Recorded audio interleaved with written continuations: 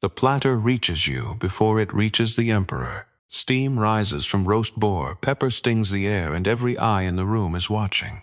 If the dish is poisoned, your body will announce it first. This is not fantasy, and it is not a rumor born centuries later. Roman emperors truly feared poison, and elite households used tasters to guard the table. In Latin, one title for such a man was pregustator, the one who tastes beforehand. Imagine the imperial palace at Rome, not as a marble silence, but as a battlefield disguised as dinner. Servants move in lines, lamps burn against polished walls, and silver plates flash under torchlight. Somewhere beyond the curtain, senators smile too carefully, freedmen whisper, and one wrong bite can change the empire before dessert.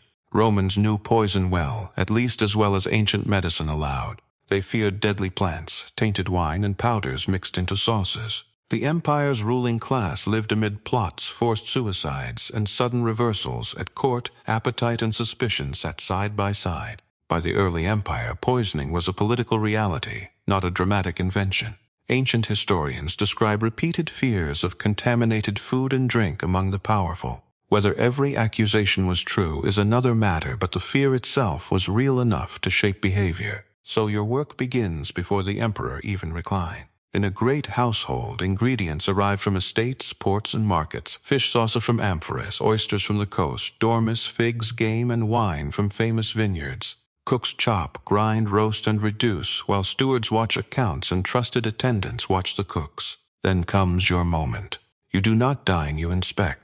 A cup is poured, a slice is cut, and the hall briefly narrows to your mouth. You taste first because the emperor cannot trust the room. He may command armies, appoint consuls, and condemn nobles, yet he still depends on another man's throat. It is one of the strangest truths of monarchy. Absolute power often looks strongest at the exact moment it feels most fragile. Roman writers give us glimpses of men who lived in that dangerous proximity.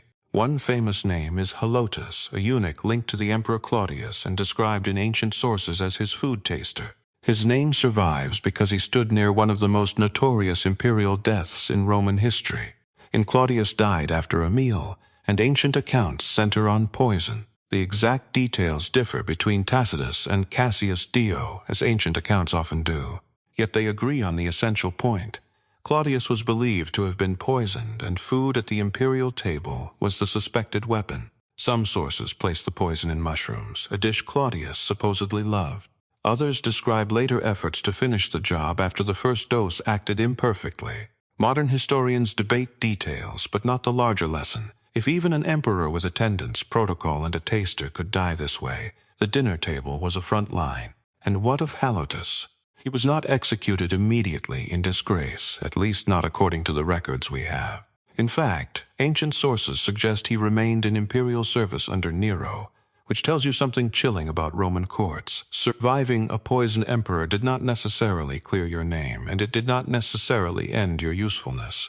That is the logic of your job. Success does not make you famous. Failure does not always mean instant death. It means uncertainty, suspicion, and being trapped in the orbit of men and women who can destroy reputations with a glance. The danger was not limited to one reign. Roman political culture made dining hazardous because intimate spaces invited hidden violence. A blade at a banquet was possible, but poison was quieter. It moved through kitchens, cupbearers, physicians, and the emperor's own household. Under later emperors, fear of poisoning remained part of palace life. We hear of precautions with food, drink, and serving staff. Emperors changed attendants, favored trusted slaves or freedmen, and depended heavily on personal households because public office alone could not guarantee private loyalty. At dinner, every detail mattered. Wine might be diluted at the table, sauces ladled from shared bowls, and carving performed in view of guests. A taster reduced risk. Some poisons acted slowly, some doses were small, and ancient toxicology was deeply uncertain. That uncertainty made your performance almost theatrical. You had to look calm because panic could spread faster than venom. If your hand shook over the cup, half the room might decide the emperor was already a dead man. You also had to know timing. Taste too little, and you look careless. Swallow too much, and you may collapse before anyone else can be warned. Somewhere between caution and obedience, you build a ritual. Bite, pause, breathe. Wait for the emperor's signal. Now picture the emperor himself, perhaps Claudius, perhaps another ruler, propped on a couch beneath lamplight. Around him stand chamberlains, secretaries, doctors, guards, and the invisible machinery of empire. Yet before he touches the food, he watches you. That gaze is part of the burden. You are not merely screening danger, you are performing loyalty. In the Roman imperial household, access to the emperor was power, and power drew envy, bribery, and accusation. Could you refuse the role? In a Roman palace, refusal is no simple matter. We should be careful here. Surviving sources do not give us a clear rule saying a taster's whole family was automatically jailed for refusal. But fear and coercion still hung over service. Many palace attendants were enslaved, freedmen, or dependents whose lives were not fully their own. Defying a direct expectation in the emperor's household could mean punishment, disgrace, beating, replacement, imprisonment, or worse, even if the exact penalty depended on rank and circumstance. That is how Rome often worked. The law on the books mattered, but so did the will of the ruler and the habits of the court. In that world, you might not need a written threat against your family, the structure around you already made, saying no extraordinarily dangerous. And the meal itself was no humble supper. Roman elite banquets could be lavish, crowded with imported luxuries and exotic display. Literary sources mention wild boar, shellfish, rich sauces, wine, and elaborate presentation meant to project abundance, cultivation, and command over the known world. Every course, therefore, carried double meaning, but also status. It was pleasure, but also surveillance.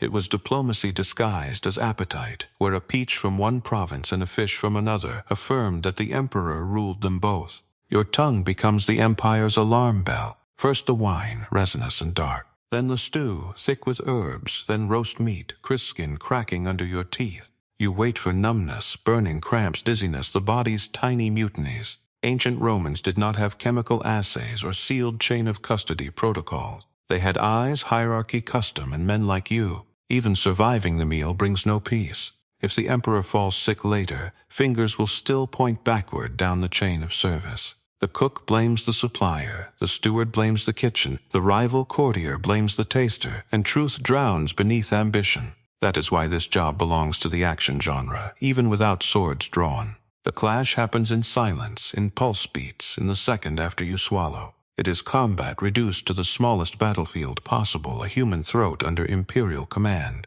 Roman history preserves many grander scenes, legions charging, cities burning, triumphs rolling through the forum. Yet dinner in the palace could be just as consequential. One hidden dose could remove a ruler, elevate an heir, redirect policy, and unleash another cycle of purges across the empire. So if you tasted food for a Roman emperor, would tonight's banquet be your last? Possibly, yes.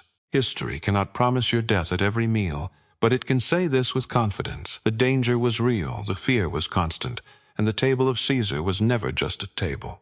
It was a checkpoint between appetite and assassination, a stage where loyalty had to be swallowed.